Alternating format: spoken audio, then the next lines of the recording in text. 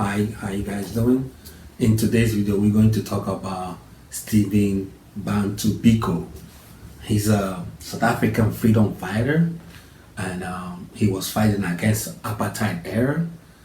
And then he was arrested and then put in prison. He was in prison until he was beaten to coma. So he was taken to Pretoria Hospital on the 12th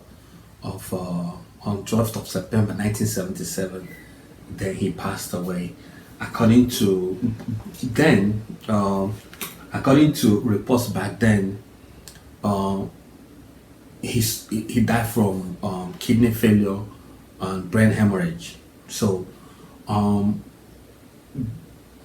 technically, what that means, he was beaten because he had severe head injuries and all his body is broken. All his body was badly beaten.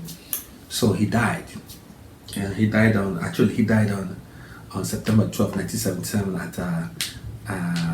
at the age of 30 years old. So, when you hear about Nelson Mandela,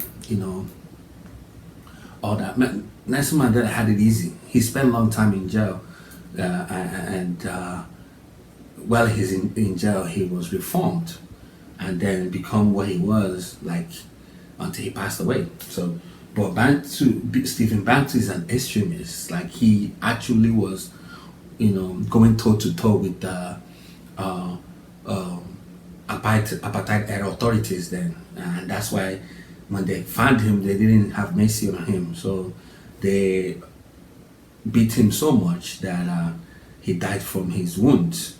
All right, fast forward to 2025. There is a white South African.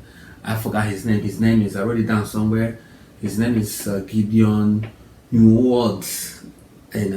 Admitting that he's the one that actually beat Steve Bantu Biko to death. He actually was the actual one that gave the final blow that landed him in coma. Nobody can verify that, even though he said it. Statute of limitation. He can't persecute him. I think this happened like almost 50 years ago. So his death, I remember watching, hearing the news.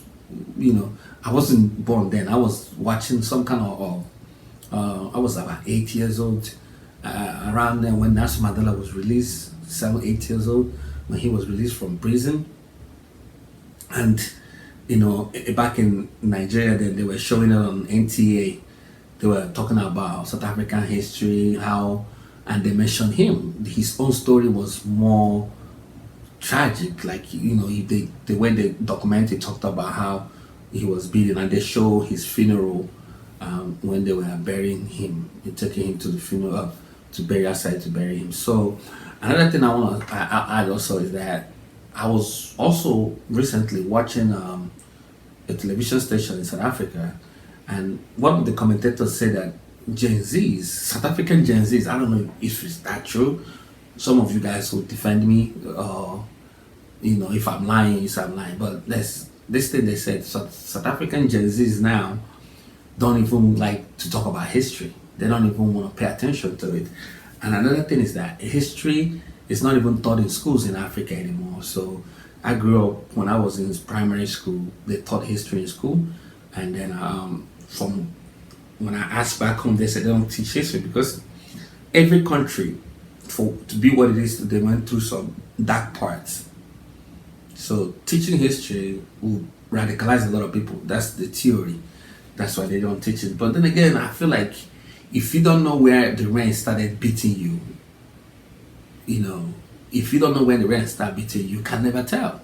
So you have to be able to know when you start feeling the rain, hitting your body, when the rain started falling. So, Stephen Bantu Biko is one of the people that are not talked about when it comes to South Africa, black South Africans fighting for freedom.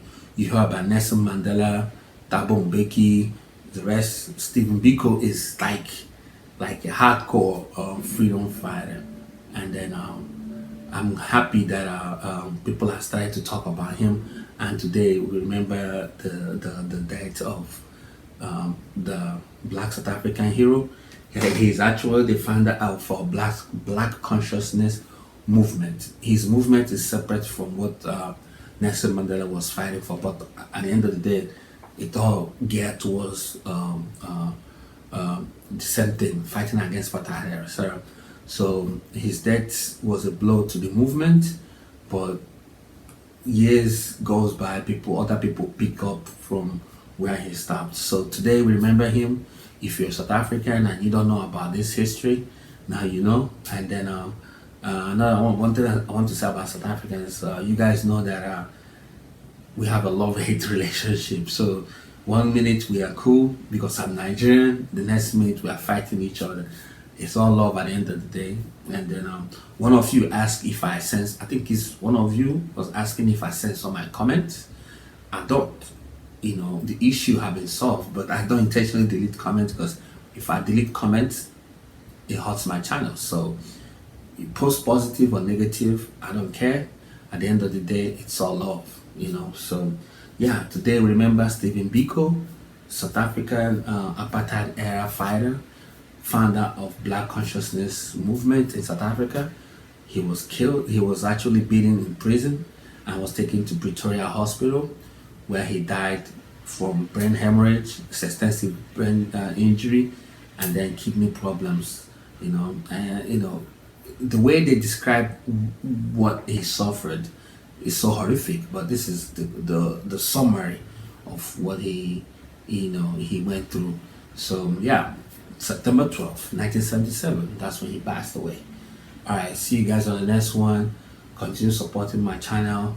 In any way, I will continue to make you guys keep coming back. Share it in the comment section. All right, see you guys.